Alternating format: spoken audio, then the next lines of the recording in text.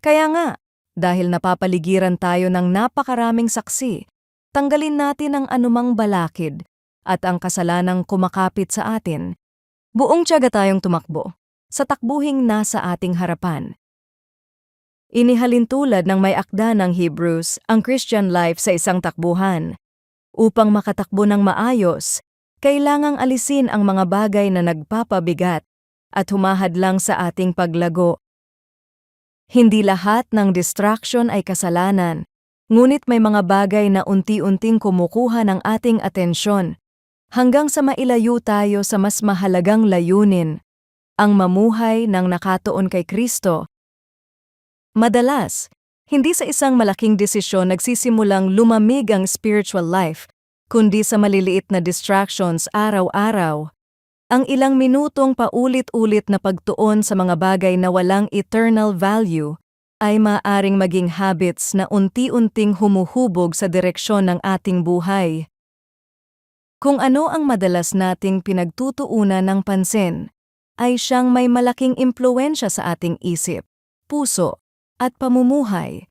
Kaya ang spiritual growth ay nangangailangan ng intensyonal na pagtuon kay Kristo at sa kanyang salita.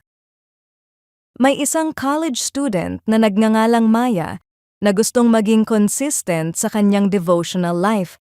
Ngunit halos bawat gabi, sinasabi niyang sandali lang habang nanonood ng short videos sa kanyang cellphone.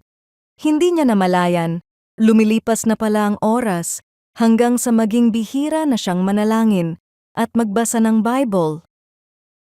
Hindi naman lahat ng kanyang pinapanood ay masama, pero napansin niyang lalo siyang nawawala ng focus sa mga spiritual na bagay. Isang araw, napagtanto niya na ang maliliit na distractions na tila harmless ay unti-unting pumapalit para sa kanyang relasyon sa Diyos. Tinatawag tayong mamuhay ng may pagtitiis at nakatuon kay Kristo.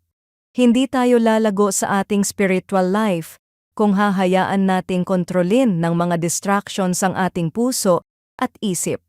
Sa biyaya ng Diyos, kaya nating alisin ang mga bagay na humahadlang upang mas makasunod tayo at makalakad ng tapat kasama ang Panginoon araw-araw.